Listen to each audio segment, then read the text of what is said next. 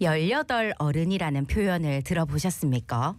고등학교 졸업 직후인 만 18세부터 20대 초중반까지 비교적 어린 나이에 홀로 서기를 시작한 자립준비 청년을 이르는 말인데요.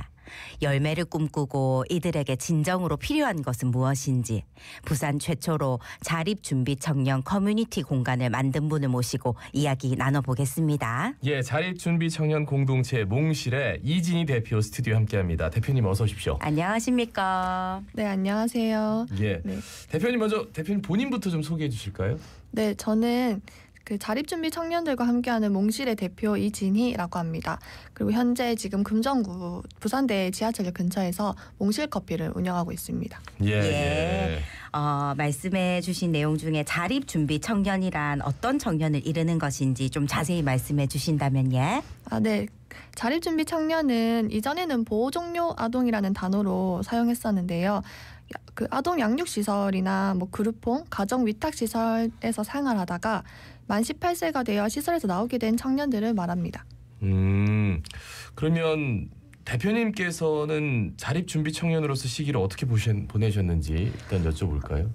저는 시설에 퇴소하고 나서는 사실 바로 원래 살던 가정으로 돌아갔었거든요. 근데 그때 가정에서 저는 아동 학대로 인해서 시설에 갔기 때문에 다시 가정에 들어갔더니 다시 이런 폭력에 이런 문제들이 생겨서 다시 그냥 집에 무작정 나와서 먼저 퇴소한 언니 집에 얹혀서 살다가 그렇게 돈을 조금 모아가지고 한 100만 원 정도 모아서 원룸을 구해서 이렇게 생활하기 시작했던 것 같아요. 예, 어려움이 있으셨을 것 같은데 예. 대표님께서는 자립의 과정에서 어떤 어려움을 겪으셨습니까? 일단 금전적인 부분도 좀 어려웠었고요. 저는 그때 약간 주차장에 붙어있는 원룸 막 이런 데 살았었는데 그때 정말 벌레 나오고 막 곰팡이 피고 이런 것 때문에 집에 들어가기도 싫고 막 이런 것도 어려웠지만 그리고 생활하는 부분에 있어서 모르는 게 너무 많아가지고 어려웠던 것 같아요.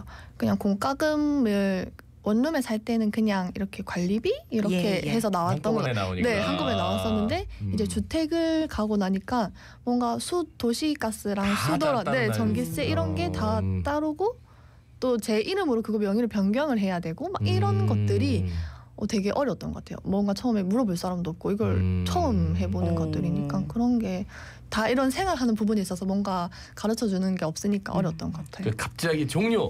네. 예, 이제는 더 이상 보호를 받을 수 없어. 어딘가로 가. 근데 이제 가는데 아무런 준비가 없었어요. 네. 그때는 그랬던 것 같아요. 그 실질적인 어려움 지금 말씀해 주시는 것 같은데 이 자립 준비 청년의 경우는 실질적인 어려움 그 외에도 많겠죠? 어떻습니까? 네, 정말 진짜 많은 어려움들이 있는데 진짜 저희도 이제 요새는 그래도 막 지원이 돼가지고 좀 많이 괜찮아지긴 했지만 LH 주거 지원 이런 것들이 있거든요. 예. 네, 그런데 그 지원 조건에 맞는 집을 구하는 게 또 어려워요. 어렵고 또 그 조건에 맞는 집을 구해주는 중개사, 그 부동산 중개사분을 만나는 것도 어렵고 잘 좀 안 해주시려고 하시더라고요.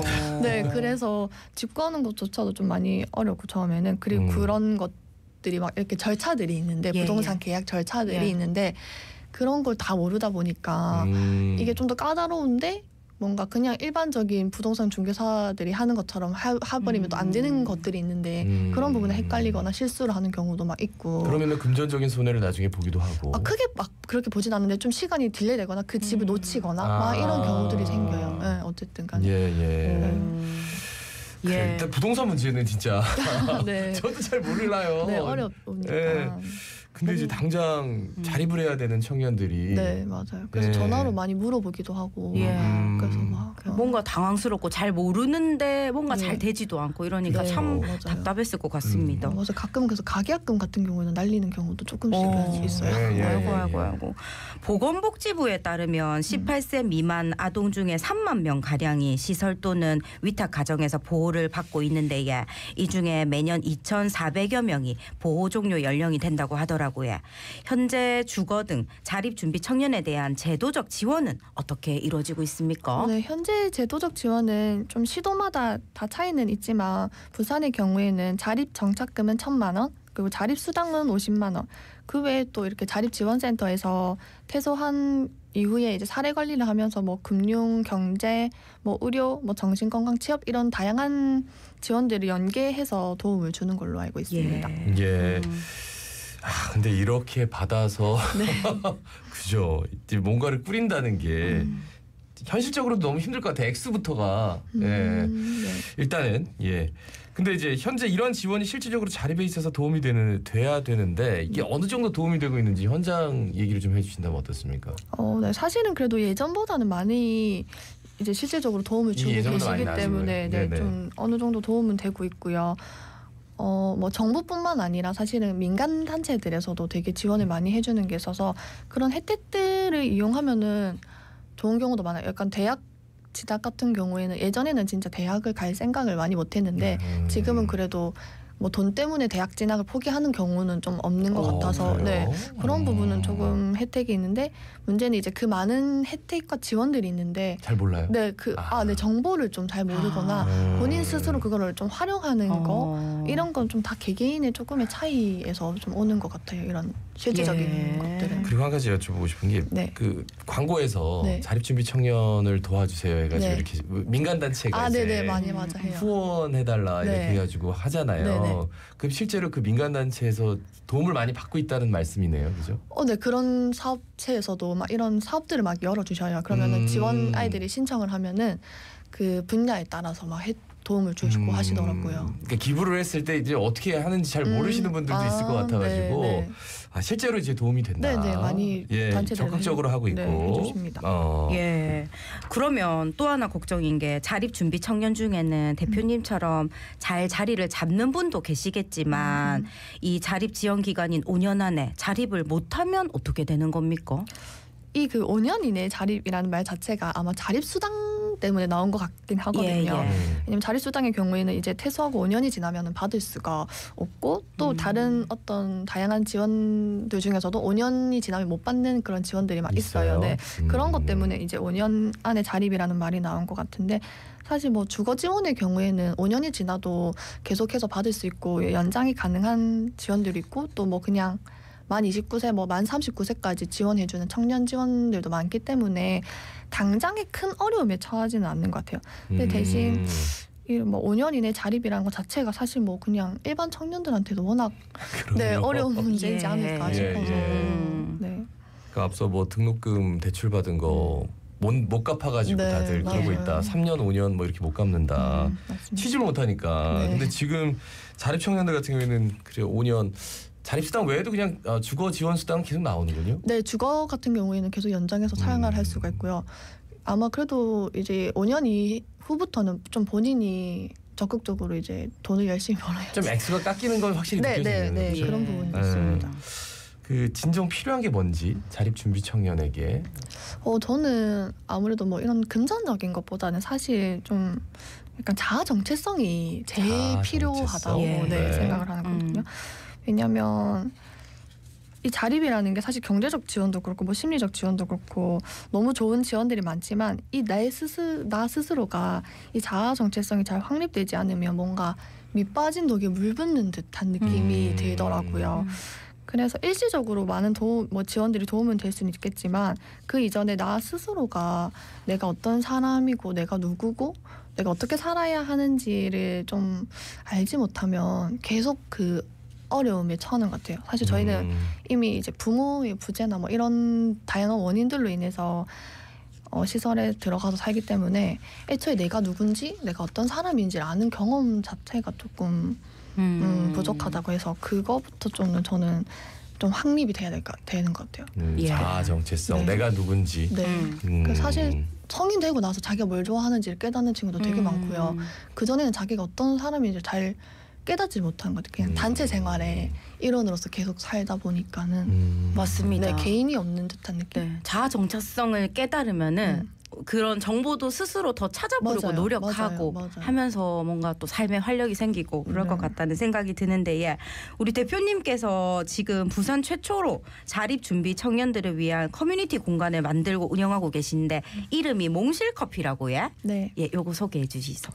네, 몽실커피는 앞서 말해주신 것처럼 꿈몽이 열매실 사용해서 열매를 꿈꾸다라는 의미를 가지고 있고요.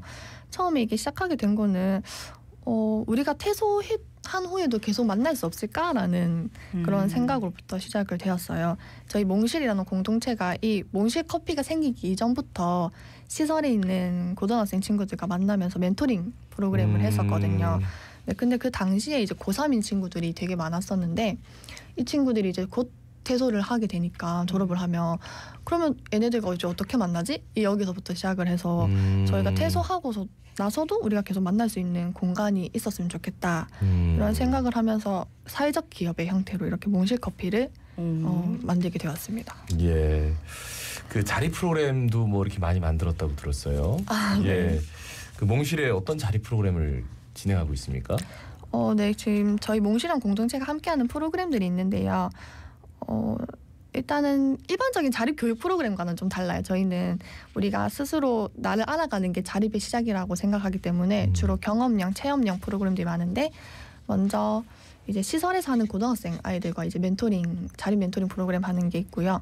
그다음에 이제 시설에 사는 초등학생 아이들 데리고 저희가 이제 퇴소한 청년들이 같이 나들이 하는 이런 서로 만나는 프로그램들을 진행하고 있고 또 퇴소 이후에 청년들과는 그냥 이제 매월 한 달 저희가 모여서 밥 먹고 이렇게 식사 모임을 매월 진행하고 있고요.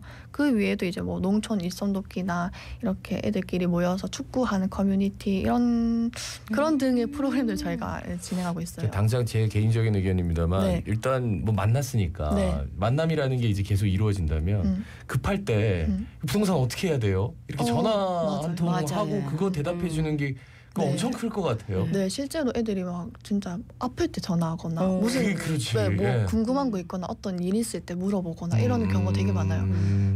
예. 그래요. 2022년 10월에 문을 열었고 2년이 다 되어가는 기간 동안 열심히 지금 달려오고 있습니다. 정말 어려운 점이 많았을 것 같은데 네. 지금 생각하면 이런 게 좀 힘들었다, 어려웠다, 뭐가 있을까요?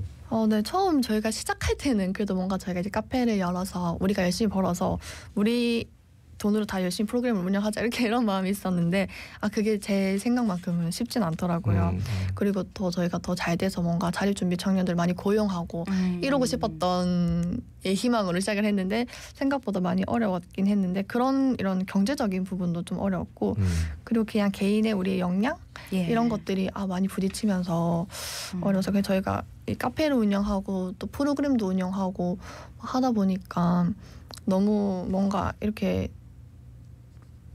이 시행착오에서 겪는 어려움들이 되게 많았던 것 같아요. 그래서 그런 하나하나의 어려움들을 조금씩 부딪혀가면서 이것도 좀 자립이라는 생각이 들더라고요. 해보지 않은 그러니까 일들을 대표님은 누군가의 해보니까. 멘토가 없으니까 네, 모든 걸 다 지금 맞아요. 처음으로 해가지고 그냥 네. 소위 말하는 맨땅에 헤딩하기 네, 맞습니다. 이런 식으로 가니까 하나부터 열까지 뭐 네. 어려운 점이 이만저만이 네. 아니었겠다는 생각이 듭니다. 아이고 대단하십니다. 네. 앞으로 몽실 커피가 어떤 공간이 되기를 또 바라시는지 대표님이 생각하는 진정한 자립이 무엇인지 여쭤보고 싶습니다. 네, 저는 일단 부산에 사는 자립준비 청년들에게 이런 곳이 있구나 하는 그래서 한 번쯤은 찾아와 보는 공간이 좀 되었으면 좋겠어요. 그냥 와서 위로받고 나 혼자가 아니구나 이런 걸 좀 아는 공간 그런 걸 깨닫는 곳이 되었으면 좋겠고 그리고 실제로 생각보다 저희를 응원해 주시는 분들이 너무 많더라고요. 그래서 좀 우리 이런 공간에 와서 내가 생각보다 나를 응원해 주시는 사람들이 되게 많구나 이런 거를 좀 아이들이 깨달았으면 좋겠고 그리고 저희가 생각하는 자립은 진짜로 나를 아는 게 그게 진짜 자립인 것 같아요. 되게 좀 조심스럽게 와서 마음의 문을 연다는 게 쉽지 않잖아요. 그러니까 문턱 넘는 게 쉽지 않은 자립준비 청년들도 있을 것 같고 여러 가지 이유로 오늘 하시고 싶은 말씀이 있을 것 같은데 대표님 자립준비 청년들에게 하고 싶은 말씀 어떤 게 있을까요? 네, 일단은 아이들한테 이건 저한테도 하는 말인 것 같겠는데 오늘이 내 인생의 전부가 아니다 이런 말을 해주고 싶어요. 뭔가 비록 지금 시기에는 좀 내가 좀 부족한 것 같고 뭔가 실패한 것 같고 또 뭔가 희망이 없는 것처럼 느껴질지라도 그게 전부가 내 인생의 전부가 아닌데 분명히 내가 아직 다 만나지 못한 미래에는 더 좋은 그리고 분명히 행복한 날들이 있는데 그런 것들이 꼭 있다는 거를 알면서 살았으면 좋겠어요. 그래서 그런 꿈꾸던 것들 내가 행복했으면 좋겠다라고 소망했던 것들이 분명히 이루어지는 날이 올 거라고 말해주고 싶습니다. 자아 정체성을 좀 가진 친구들은 오늘의 이 모습이 나의 인생의 전부가 아니다라는 말에 공감할 것 같은데 네. 그래서 자아 정체성이 중요하군요. 네, 맞아요. 예. 우리 청취자 여러분께 마지막으로 짧게 한 말씀 남겨주신다면요. 네, 이렇게 저희 이야기를 일단 들어주셔서 너무 감사하고 사실 뭐 자립준비 청년뿐만 아니라 그냥 모든 청년들이 다 예. 조금은 다 힘들고 어려운 시기를 겪는 것 같아요. 그래서 그냥 저희의 이야기가 조금은 남들에게도 좀 위로가 되었으면 좋겠고 그리고 이제 저희 몽실커피도 많이 찾아와 주셨으면 좋겠습니다. 예, 여기 몽실커피는 카페니까 누구나 네, 가서 네. 커피 마실 수 있지. 네, 당연합니다. 예, 예, 좋습니다. 따로 프로그램을 뭐 진행하고 와서 이제 일하는 분들이나 아니면 멘토링 뭐 이런 것들이 있긴 하지만 그냥 카페입니다. 그죠? 네, 예. 맞습니다. 카페입니다. 말씀 잘 들었습니다. 고맙습니다. 감사합니다. 자립준비청년 공동체 몽실의 이진희 대표였습니다. 예, 오늘도 자갈치 아침에 함께 해주셔서 고맙습니다. 출근길 안전운전 하시고에 좋은 하루 보내이소. 자갈치 아침에 18,413회 김진수였습니다. 아나운서 김도현이었습니다. 오늘도 힘찬 하루 보내십시오. 고맙습니다.